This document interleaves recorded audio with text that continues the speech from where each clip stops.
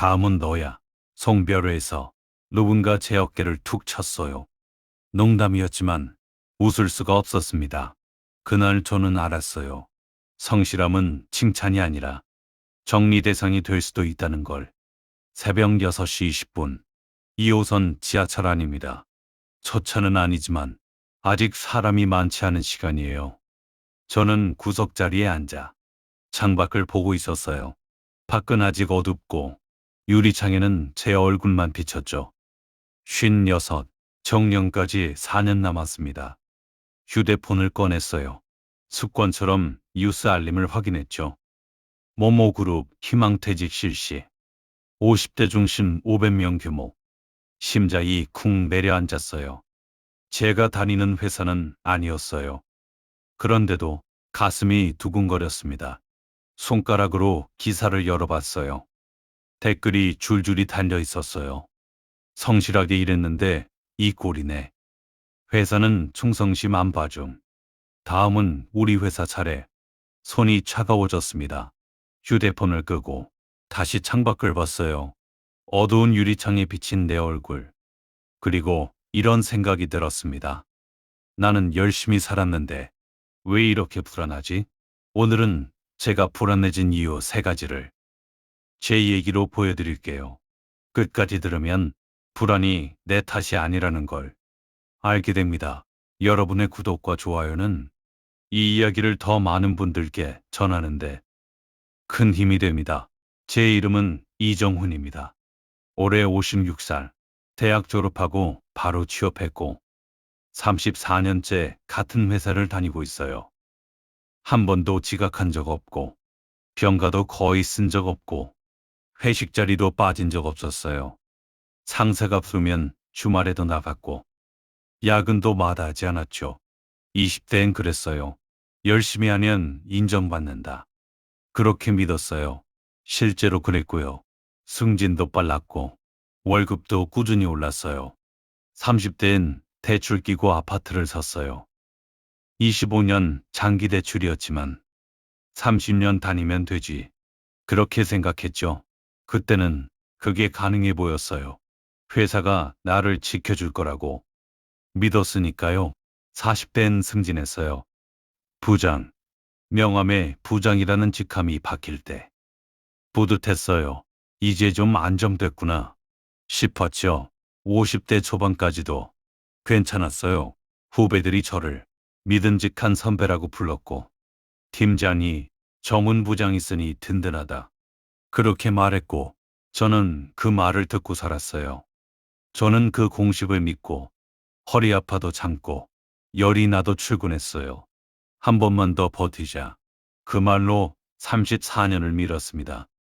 성실하면 안전해진다. 그게 제가 평생 믿어온 공식이었습니다. 근데 언제부턴가 그 공식이 흔들리기 시작했어요. 3년 전쯤이었을까요? 회사에 변화가 생기기 시작했어요. 처음엔 사소한 것들이었어요. 회의 시간이 줄어들고 보고서 양식이 바뀌고 효율이라는 단어가 자주 들렸죠. 그리고 어느 날 팀장이 말했어요. 앞으로 업무 자동화 시스템 도입할 겁니다. 다들 적응 좀 해주세요. 컴퓨터 화면에 새로운 프로그램이 깔렸어요. AI 기반 업무 관리 툴. 클릭 몇 번이면 보고서가 자동으로 작성되고 데이터 분석도 알아서 됐어요. 처음엔 신기했어요. 이거 편한데? 근데 한 달쯤 지나니까 묘한 기분이 들더라고요. 화면을 보고 있는데 보고서가 자동으로 완성됐어요.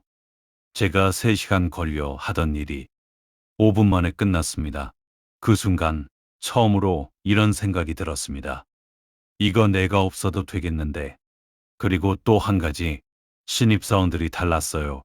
영어로 회의하는 건 기본이고 엑셀 함수는 저보다 훨씬 잘 쓰고 PPT도 화려하게 만들고 심지어 코딩까지 할 줄 알더라고요. 회의 시간에 한 후배가 발표했어요.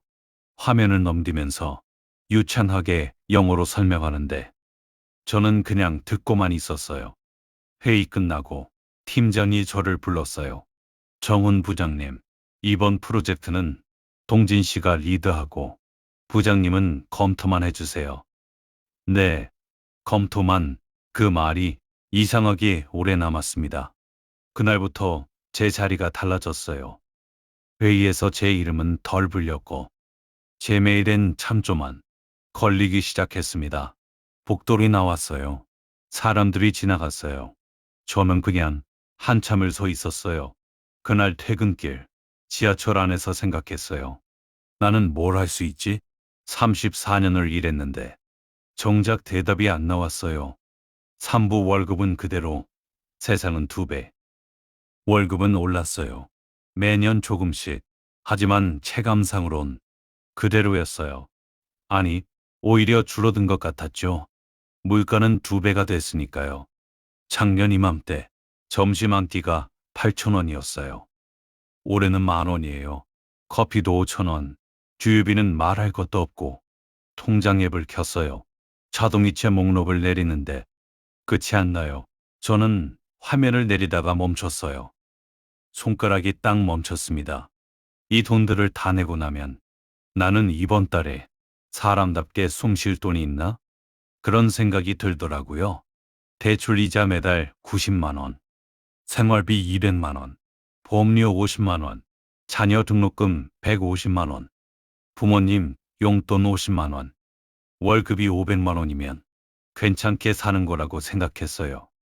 근데 빠져나가는 돈 계산하면 손에 남는 건 거의 없어요. 화면을 끄고 한숨을 쉬었어요.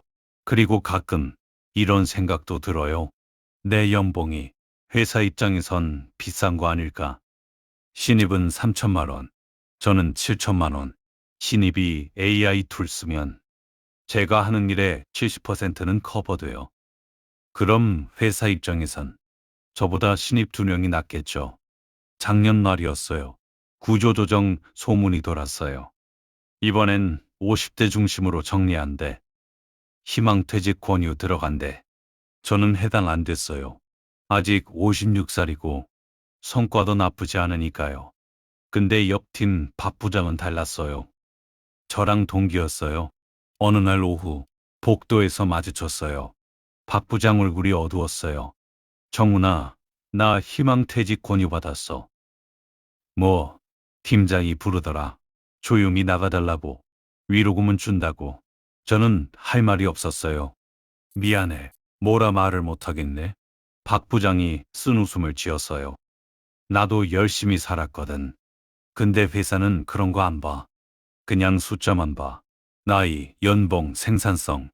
그날 저녁 박 부장 송별회가 있었어요. 다들 모여서 술을 마셨어요. 박 부장은 억지로 웃고 있었고 우리는 어색하게 건배했어요. 수고 많으셨습니다. 건강하세요. 연락하고 지내요. 다들 그렇게 말했지만 아무도 진짜 그렇게 할 것 같진 않았어요. 기차 가는 길 한 후배가 가볍게 말했어요. 형, 위로금이면 당분간 놀아도 되겠네. 박 부장의 웃음이 순간 멈췄어요. 저는 얼른 물을 한 모금 마셨는데 목이 안 넘어가서 그냥 입안에만 굴렀어요. 그래, 그렇지. 그렇게 대답했지만 목소리가 떨렸어요. 그때 알았어요. 우리는 위로하려고 모였는데 아무도 위로를 못했다는 걸. 는 택시 안. 제가 물었어요. 앞으로 어떻게 할 거야? 모르겠어. 일단 쉬다가 뭐라도 해야지. 박 부장의 목소리가 떨렸어요. 근데 정훈아, 나 진짜 열심히 살았거든. 단 한 번도 대충 산 적 없어. 그런데 왜 이렇게 됐을까? 저는 대답하지 못했어요. 택시 안은 조용했어요. 창밖 풍경만 빠르게 지나갔습니다. 집으로 돌아오는 길, 저는 계속 그 말을 생각했어요. 열심히 살았는데 왜 이렇게 됐을까? 혹시 여러분도 이런 순간 있으셨나요? 열심히 살았는데 대체 가능한 사람이 된 것 같은 순간. 지금 이 이야기가 와닿으신다면 구독과 좋아요 부탁드립니다. 다음 편은 돈이 아니라 정체성 얘기입니다. 그날 밤 집에 들어왔어요. 아내는 이미 잠들었고 저는 거실에 앉아서 생각했어요. 왜 이렇게 불안한 걸까? 돈 때문일까? 월급은 나오고 있는데 승진 못해서 이미 부장인데 나이 때문에 아직 56살인데 그런데 뭔가 다른 게 있었어요. 누구로도 대체될 수 있다는 느낌. 그게 진짜 불안의 정체였어요. 저는 34년 동안 이 회사를 위해 일했어요. 밤샘 작업도 하고 주말 출근도 하고 회식도 빠지지 않고. 근데 지금 제가 사라지면 회사는 그냥 다른 사람을 앉힐 거예요. AI 툴 쓸 줄 아는, 영어 잘하는, 연봉 적게 받는 젊은 사람을요. 그럼 저는 뭐죠? 34년이 한순간에 교체 가능이 돼버렸어요. 다음날 저녁, 집에서 저녁을 먹고 있었어요. 아내가 물었어요. 여보, 요즘 표정이 안 좋아. 무슨 일 있어? 아니야. 그냥 좀 피곤해서. 피곤한 게 아니라 뭔가 고민 있어 보여. 저는 숟가락을 내려놓고 한숨을 쉬었어요. 박 부장 희망퇴직했어. 어머, 박 부장님이요? 응. 회사에서 권유했대. 아내가 잠시 말이 없었어요. 그러다가 조심스럽게 말했어요. 여보는 괜찮을 거야. 당신은 성실했잖아. 그 순간 이상하게도 그 말이 위로가 아니었어요. 성실했잖아. 과거형이었어요. 성실했다고 해서 지금 안전한 건 아니었어요. 저는 다시 숟가락을 들었는데 밥이 목으로 안 넘어갔어요. 그냥 입에서 씹히기만 했습니다. 다음날 출근길 또 새벽 지하철을 탔어요. 옆자리엔 저보다 나이 많아 보이는 한 남자가 앉아 있었어요. 그 사람도 휴대폰을 보고 있었어요. 화면이 살짝 보였어요. 구인구직 앱, 55세 환영, 경력 무관, 야간 근무 가능자. 저는 고개를 돌렸어요. 근데 내 휴대폰에도 비슷한 검색 기록이 있었죠. 50대 이직, 퇴직 후 재취업, 중년 창업. 우리는 돈이 부족해서 불안한 게 아니었어요. 쓸모가 사라질까봐 불안한 거였어요. 누구로도 대체될 수 있다는 공포. 내가 아니어도 되는 세상. 그게 우리를 불안하게 만들고 있었습니다. 그날 저녁, 퇴근하고 집에 왔어요. 저는 서재에 들어가서 오랫동안 안 열었던 책장을 열었어요. 10년 전에 샀던 책들, 트렌드 코리아, 4차 산업혁명, 미래의 직업, 전부 먼지 쌓인 책들이었어요. 저는 책 한 권을 꺼내서 첫 페이지를 펼쳤어요. 읽기 시작했어요. 10분쯤 지났을까요? 책을 덮었어요. 솔직히 겁이 났어요. 이걸 지금 배워서 뭐가 달라질까?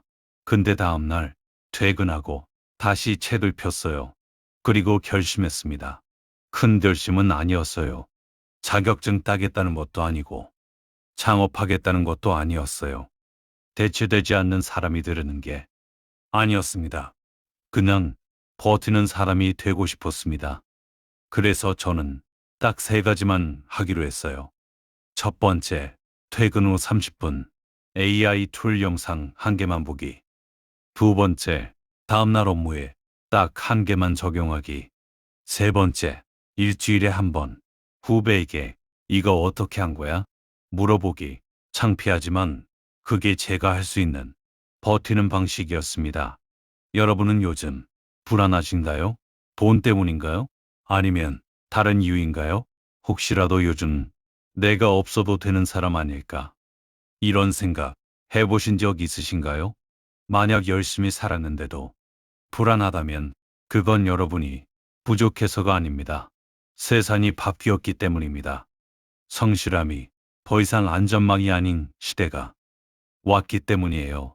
그리고 이건 지금 50대가 느끼는 가장 솔직한 마음입니다. 댓글로 여러분의 이야기도 들려주세요. 다음 편에서는 저는 아직 은퇴하지 않았습니다. 그런데 이미 조금씩 사라지고 있는 기분이 들었습니다. 은퇴가 무서운 이유는 돈 때문만은 아니었습니다. 다음 편, 은퇴가 무서운 진짜 이유는 돈이 아니다. 돈 뒤에 숨은 정체성 상실 이야기를 해보겠습니다. 긴 이야기 들어주셔서 진심으로 감사합니다. 다음 편에서 또 뵙겠습니다.